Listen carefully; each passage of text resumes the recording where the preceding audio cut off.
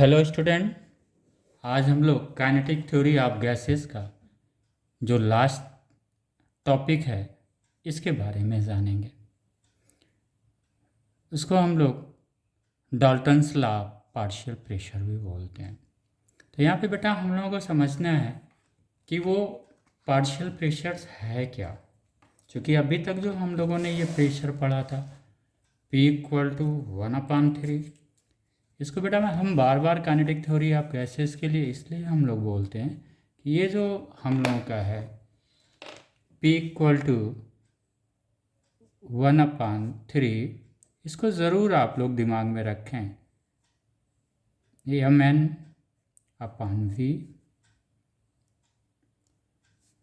= V²।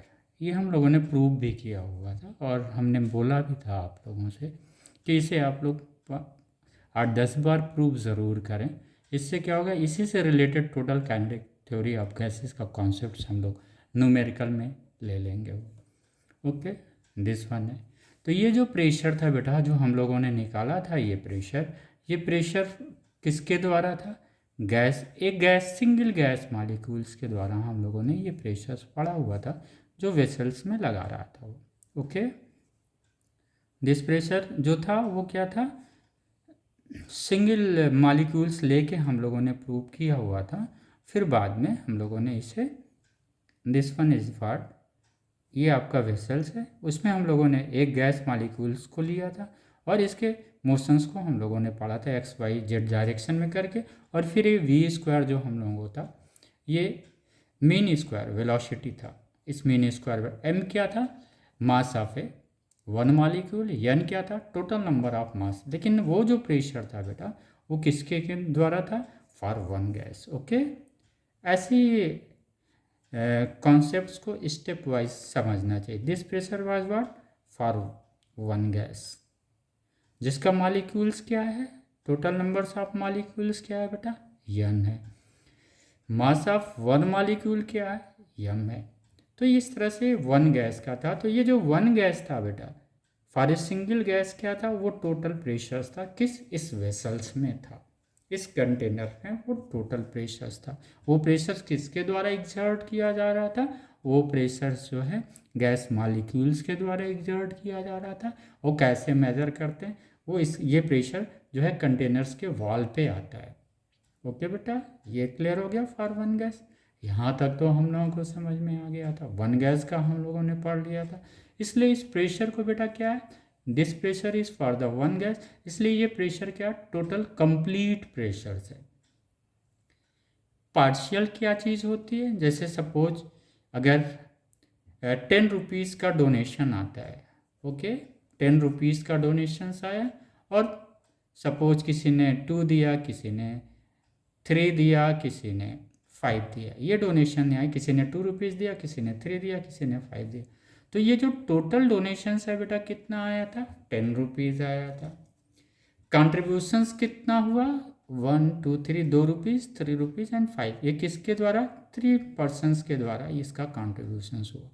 तो out of 10 में जो पार्शियल कंट्रीब्यूशंस है मनी का, ये कितना हुआ? एक ने 2 का किया, उसका पार्शियल कंट्रीब्यूशंस मनी का कितना हुआ बेटा? 2 रुपये। किस में? आउट ऑफ 10 में। दूसरे पर्सनस का कितना हुआ? 3 रुपीज़ हुआ कंट्रीब्यूशंस हुआ। ये कि 10 जो है उसके टोटल्स में कितना सेकेंड ने कंट्रीब्यूट किया? 3। यानी इसी को कंट्रीब्यूशंस को हम क्या बोल सकते हैं? Partial contributions. ओके बेटा, तो पार्शियल शब्द कोई नया नहीं है, ऐसे ही इसको हम लेके चलते हैं। यानी यहाँ पे वन गैस का था तो कोई दूसरा है ही नहीं, तो यहाँ पे पार्शियल की बात ही नहीं होगी। इसका मतलब ये प्रेशर जो है ये कंप्लीट प्रेशर है। पार्शियल का मतलब बेटा अगर हम लोग और इजी वे में समझें तो पार्शियल्स का मतलब होता है पार्शियल का मतलब ये हम लोग मान लें not total. Okay, not total, ये this is the meaning of the partial, not total. यानी हम जब पार्शियल प्रेशर्स की बात कर रहे हैं तो क्या हुआ?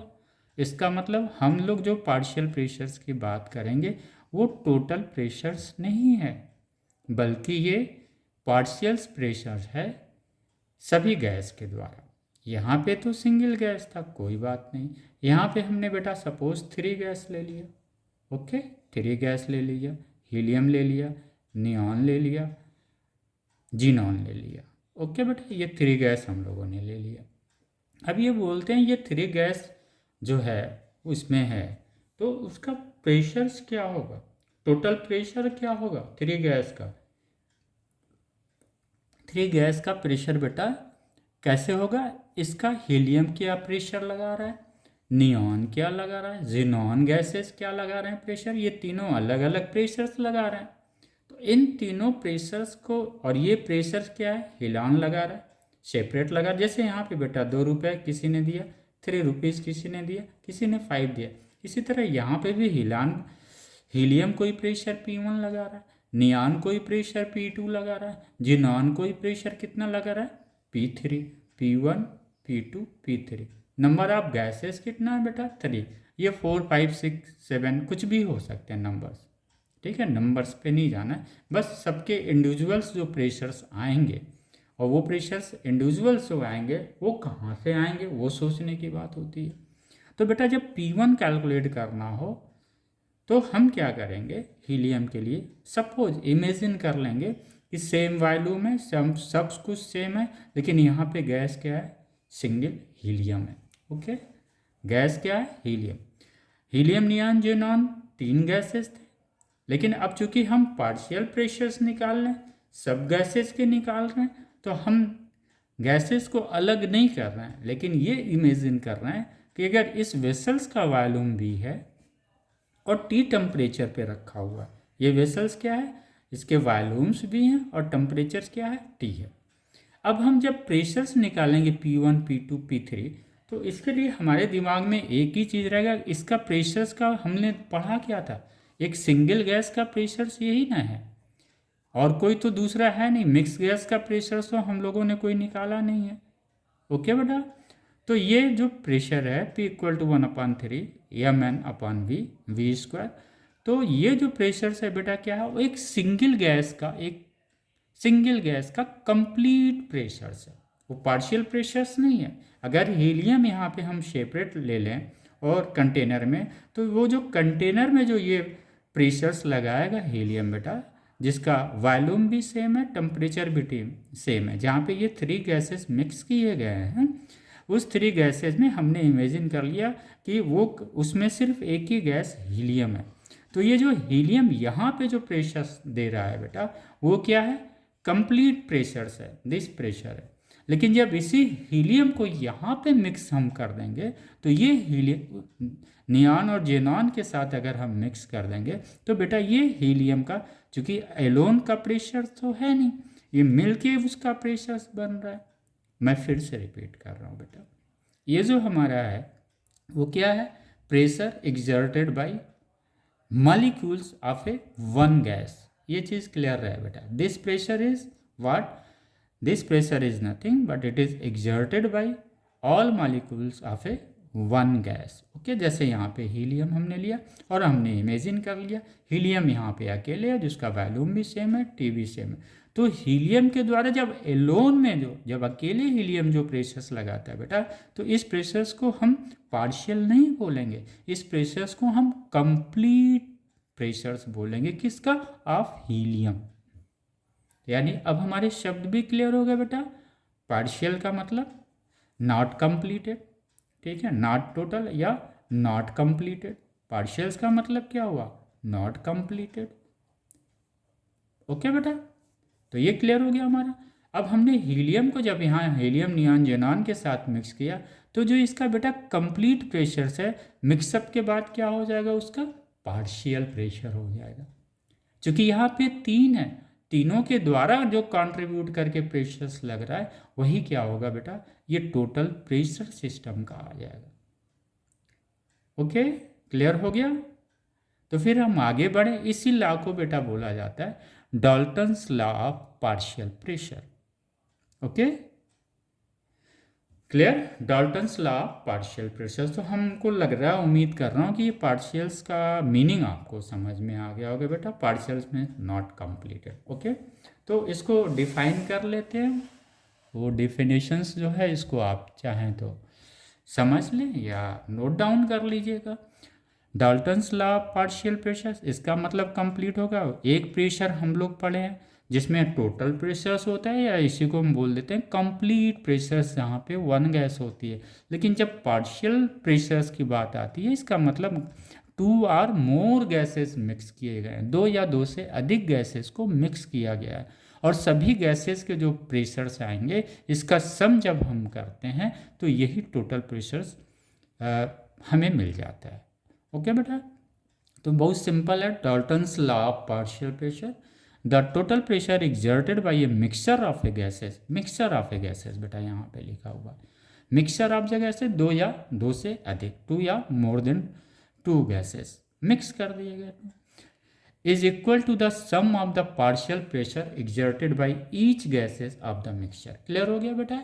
अभी वही चीज़ हम लोग समझ रहे थे, यानी सबका जो पार्शियल प्रेशर्स का सम हम कर लेंगे तो टोटल प्रेशर्स मिल जाए। अब बेटा यहाँ पे जो एक चीज़ दिमाग में रखनी है कि अगर ये गैसेस हैं क्या है, ये माने रखते, अगर गैसेस रिएक्टिव होंगे बेटा, अगर वो गैस रिएक्टिव होगा यानी केमिकल रिएक्शंस में अगर पार्टिसिपेट करेगा तो क्या होगा बेटा, फिर तो उस गैस का फॉर्म ही चेंज हो जाएगा ना। तो जब फॉर्म ही चेंज हो जाएगा फिर तो कैलकुलेशन हमारा अलग हो जाएगा। ये बेटा बहुत की पॉइंट है Dalton's law of partial pressures का, ये सबसे बड़ा की पॉइंट है। और आप सभी बच्चे इसलिए कंफ्यूज हो जाते हैं कि समझ में नहीं आ रहा वो गैसेस क्या है।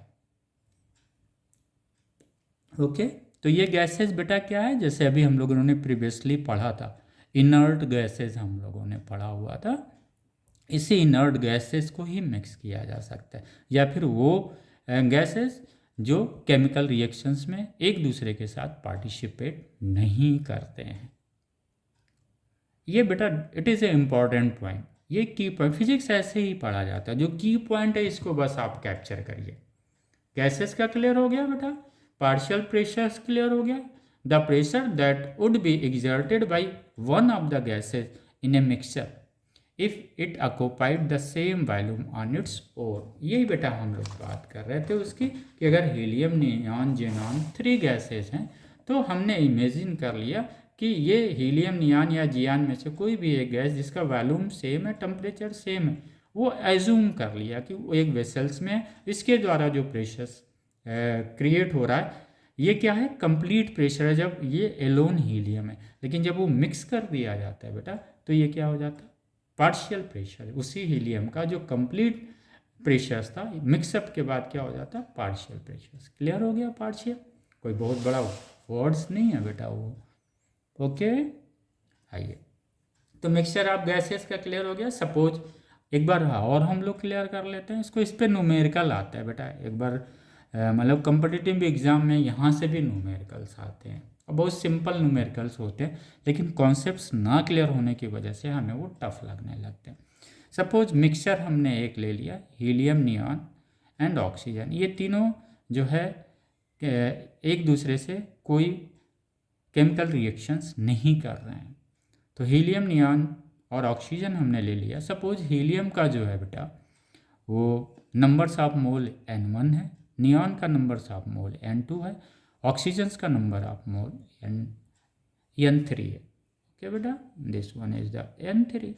तो अभी हम लोगों ने प्रेशर्स का डेफिनेशंस पढ़ा होता है, the sum of all the partial pressure is equal to the total pressures. Clear हो गया? अब आइए, हम लोगों ने PV इक्वल टू nRT निकाला हुआ था, this one PV equal to nRT, where n क्या था बेटा, नंबर्स ऑफ मोल्स था। क्लियर हो गया? अगर हम n की वैल्यू निकालना चाहें बेटा तो बहुत ईजिली निकल जाएगा। n क्या हो जाएगा फिर, PV अपन RT। यहाँ पे हम लोग बेटा ये n क्या है, नंबर्स ऑफ मोल्स है। क्या है, नंबर्स ऑफ मोल्स है। ओके, और ये सेम वॉल्यूम और टेम्परेचर्स पे हैं। तो टोटल प्रेशर्स हम लोगों ने बेटा क्या मान लिया, P है। और वो प्रेशर्स किसके द्वारा होगा, किसके किसके पार्शियल प्रेशर्स के एडिशन होगा, partial pressure of helium, partial pressure of neon, partial pressure of oxygen. आइए, अगर हम पार्शियल प्रेशर्स निकालते हैं बेटा तो हमको पता था this one P V equal to n R T से पी हीलियम का क्या हो जाएगा बेटा N1RT/V। ओके, क्लियर हो गया। एन आइडियल गैस इक्वेशंस यही ना है, उससे हमारा पी हीलियम क्लियर हो गया। टेम्परेचर और वॉल्यूम सेम है तो N1 P neon partial pressure of neon clear, partial pressure of oxygen N3RT/V। Okay बेटा, अब मान लिया हमने टोटल प्रेशर्स निकालने जा रहे हैं बेटा, ये तो पार्शियल प्रेशर्स हमें मिल गया। टोटल प्रेशर्स अगर हम निकाल रहे हैं तो फिर हमको पता है कि यहाँ पे वॉल्यूम और टेम्परेचर तो सेम है, यही वॉल्यूम है यही टेम्परेचर है, सेम है। ओके, तो इसके नंबर्स ऑफ मोल्स कितने हो जाएंगे, तो नंबर्स ऑफ मोल्स को हम क्या करेंगे बेटा ऐड कर देंगे N1 + N2 + N3। It means total numbers of mole इतना हो गया।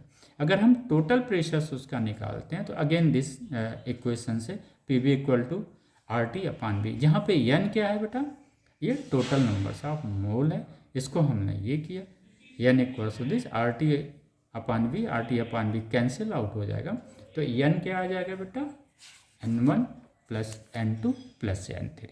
अगर 5 हैं तो +N4 + N5। क्लियर हुआ। तो पार्शियल प्रेशर्स का मतलब कंप्लीट प्रेशर्स और पार्शियल प्रेशर्स का अंतर भी हम लोगों को समझ में आ गया।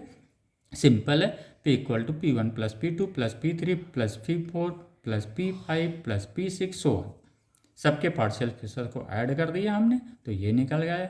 अब बेटा चूंकि एरिया एक ही वेसल्स में रखा हुआ, तो जो कवर एरियाज होगा वेसल्स का ही एरियाज में हम लेके चलेंगे। तो P1 के द्वारा जो पार्शियल प्रेशर है F1/F plus F pressure equal to क्या होता है force upon area, force act on unit area, यही ना हम लोगों ने मैकेनिक्स में पढ़ा हुआ था, या सिंपल जो है प्रेशर्स की डेफिनेशंस है हम लोगों ने स्टैटिक में पढ़ा हुआ है। ओके बेटा, देन टोटल फोर्स भी क्या हो जाएगा, अगर प्रेशर की जगह ना पूछ के आपके फोर्स पूछे तो क्या हो जाएगा, F1 क्या है पार्शियल फोर्स है, F2 क्या है पार्शियल फोर्स है, F3 क्या है पार्शियल फोर्स ऑफ 3 गैस है। Third one okay, third one gas का है, ये क्या है सेकंड वन का, ये क्या है फर्स्ट वन का। ओके बेटा, आइडियल गैस इक्वेशन हम लोगों का क्लियर है। इनर्ट गैसेज ही जो मिक्स हम लोग करेंगे मिक्सचर में, हमेशा एक चीज़ रखिए, जब भी गैसेज ऑफ मिक्सिंग का ये सवाल आया है कंपटीशंस में और हम आप कैलकुलेट कर लेने लगते हैं कुछ और, जबकि ऐसा नहीं है। आपको जब भी मिक्सअप मिले, आप अगर नहीं दिया हुआ है नॉन रिएक्टिव, फिर भी आप मान लीजिए वो गैसेज क्या हैं नॉन रिएक्टिव है।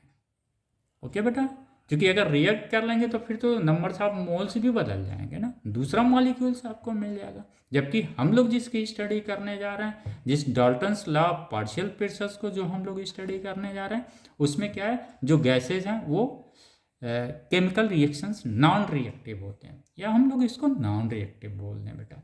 ठीक, जो गैसेज है इसको हम लोग नॉन रिएक्टिव बोलते हैं।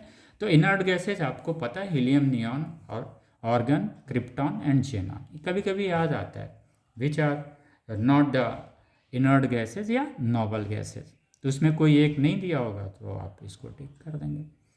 ओके बेटा, ये हम लोगों का टोटल कंप्लीट जो है काइनेटिक थ्योरी ऑफ गैसेज के ऑलमोस्ट मुझे लग रहा है 5 आवर्स के हम लोगों ने क्लासेस वीडियोस पढ़े हुए हैं 5 आवर्स के, वो 5 आवर्स में ही टोटल हम लोगों ने काइनेटिक थ्योरी ऑफ गैसेज के एक एक टॉपिक को हम लोगों ने क्लियर किया हुआ।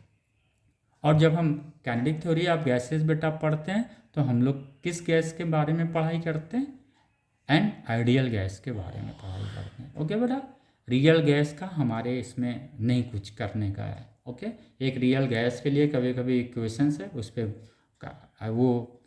पर क्वेश्चंस आप लोगों को नहीं मिलेंगे, लेकिन बस जान लीजिए रियल गैस इक्वेशंस है क्या, कभी कभी पूछ लेता है। तो रियल गैस इक्वेशंस जो है ये हमको पता है ना कि ये जो ये इक्वेशंस है ये आइडियल गैस इक्वेशंस है, वो किस पे अप्लीकेबल होता है, P V equal to NRT, ये सिर्फ आइडियल गैस पे ही अप्लीकेबल है।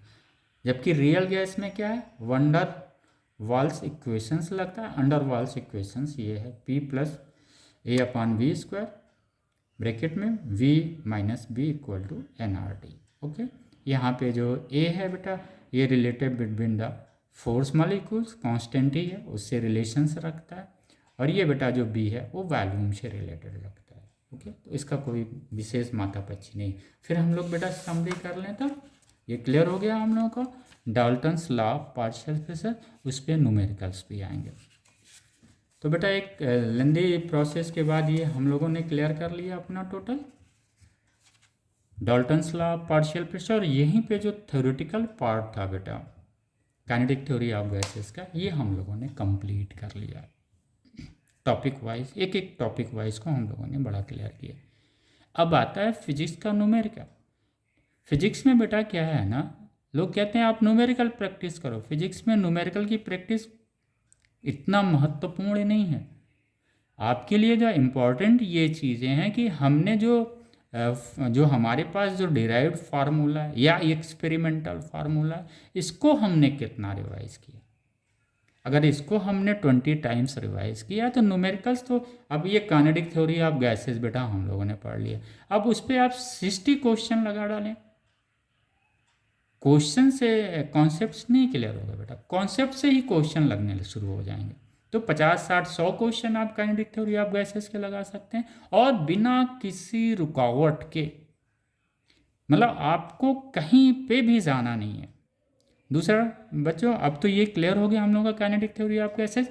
अब जो इसके बाद जो वीडियो जाएगा बेटा, उसमें करीब करीब जो 11 फार्मूले यहाँ पे हम लोगों ने पढ़े हैं, 11 जो हमारे फिजिक्स में जो हम लोगों ने कॉमर्शियल्स पढ़ा है, जो हम लोगों ने पढ़ा है वहाँ पे 11, उस 11 को हम लोग समरी करेंगे। जितने भी फार्मूलेज हैं उसकी हम लोग एक जगह समरी कर लेंगे। और यही फिजिक्स पढ़ने का असली तरीका है।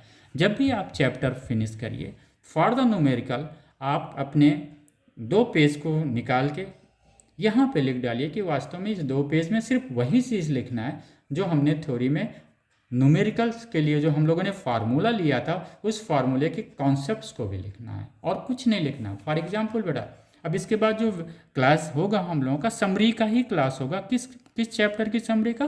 काइनेटिक थ्योरी ऑफ गैसेस का। वो 11 ही पॉइंट है, 11 बिंदु पे ही काइनेटिक थ्योरी ऑफ गैसेस के कोई भी न्यूमेरिकल्स हो, चाहे नीट हो, चाहे जेई हो, चाहे फर्स्ट ईयर इंटर का हो बेटा, बहुत ईजिली आप प्ले करके एंजॉय करके लगाएंगे। मैं फिर रिपीट कर रहा हूँ, काइनेटिक थ्योरी ऑफ गैसेस के ये 11th वीडियोज़ हैं जो लोडेड हैं। अगर आप लोग एक बार इसकी कायदे से स्टडी करें, समझें, या फिर जो आपके पास बुक्स है उससे भी आप पढ़ सकते हैं, तो आप देखेंगे कोई भी क्वेश्चन हो, वो चाहे जेई हो, नीट हो, वो बड़े इजीली आपसे लगते चले जाएंगे। ओके बेटा, तो आई होप कि हम लोगों ने ये पूरे चैप्टर्स को बड़े अच्छे से पढ़ा है। अब जो हम लोगों का मेन है, बहुत क्यूरियोसिटी रहती है ना, न्यूमेरिकल कब आएगा, न्यूमेरिकल कब आएगा। अब न्यूमेरिकल जो है, इसके बाद जो क्लास होगा हम लोगों का जो 11th फार्मूला यहाँ से निकल के आया, इसको एक जगह हम लोग समरी करेंगे। और यही बेटा पढ़ने का तरीका है। जब भी आपका एक चैप्टर्स ख़त्म हो, इसके जितने भी फार्मूले हैं उसको एक जगह आप 2 पेज या 1 पेज पे ये आप नोट डाउन कर लीजिए। और नोट करते वक्त बेटा उसकी ज़रूर वैल्यू आप समझें कि वो कहे क्या रहा है। जैसे सपोज हमने एक फार्मूला नोट कर लिया, P = 1/3 mn/v²। अब जब ये फार्मूला आप लिखेंगे तो यहीं पे जो मैंने बोला, लास्ट कोई भी चैप्टर्स फिजिक्स का हो बेटा, आप लास्ट के 2 पेज में जो समरी बनाएंगे, उस समरी में फार्मूला और उस फार्मूला में क्या कह रहा वो ज़रूर लिख लीजिएगा। एक एक 2 लाइन का है। अब जैसे ये हमने फार्मूला लिखा, उसमें हमने क्या लिख दिया, m इज क्या है, वो मास ऑफ 1 मॉलिक्यूल, n क्या है, टोटल नंबर ऑफ मॉलिक्यूल्स, ये v क्या है, इट्स एवरेज वेलोसिटी। ओके बेटा, तो यही चीज़ लिख देंगे तो ये कभी नहीं। इसी तरह से हम लोग एलिमेंट्स इसको बनाएं और हम लोग ज़रूर स्टडी करेंगे। Okay, thank you student.